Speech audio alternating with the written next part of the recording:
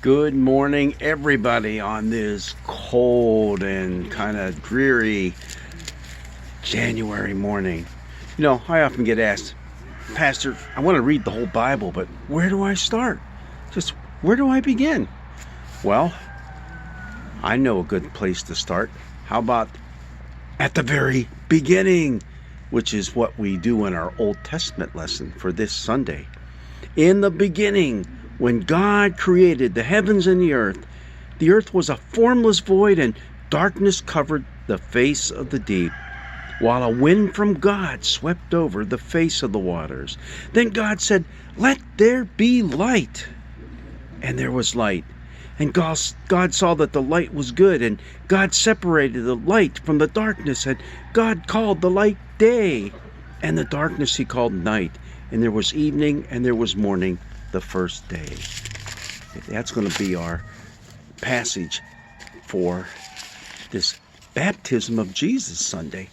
But coming from the first book of Genesis, you see there's some connections between that and Jesus' baptism. There's that connection of water, that's in both of them. There's the connection of light. Jesus is being revealed to the world as the light of the world, and there's light. There's the connection of the Spirit, and that's what's really interesting about our passage from Genesis. That word for spirit, it's the same in Hebrew as it is in the Greek. Hebrew being the language of the Old Testament, Greek of the Newer Testament, and for both of them, the word for spirit is also the wind for breath, also the word for wind, and it can go either way or all those different ways. The Spirit of God came down out of heaven and rested upon, or you can translate it into, Jesus as well. God's very Spirit infiltrating his life. And what's really neat about the Old Testament passage from Genesis, the Spirit is brooding over the waters. It's sweeping over the waters. It can mean all those different things. It's just kind of hovering. You all know that we have a ton of chickens around our joint.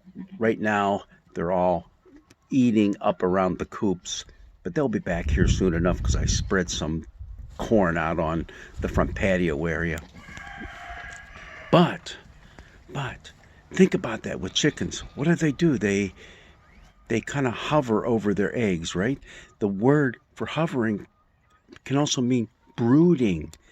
And it's interesting that there was a 4th century early Christian father, Ephraim the Syriac was his name, and he picked up on this whole imagery and he said, hey, think about it. A mother hen broods over her eggs, sits over her eggs, hovers over her eggs, keeps them warm, and then eventually they hatch. There's life. What did that Spirit of God do over those waters of chaos, waters that had no meaning, no order, just chaotic? It brooded over them. It hovered over them until those waters brought forth life. And you'll see that later on, and I think it's around verse 20 or so in Genesis, where out of the water comes life. That's the way God's Spirit works in our lives. Just kind of broods over us, hovers over us, is always there for you and for me. We've been promised the gift of that Spirit in our baptisms. And you know what? It's going to bring forth some awesome, incredible stuff from you and from me. All that, what does my life mean? What is my purpose in life? All that meaninglessness, all that void. Hey, out of that void is going to come life. Well, it is chilly, it's cold, and I still got some work to do feeding some of these animals. Because without me feeding them, their life would be a little meaningless and void and empty as well too, wouldn't it? Especially their empty bellies. God's blessings be with you. Enjoy your day and let it be filled with the life that comes from above, the life of the Holy Spirit in you and in me. Blessings be with you.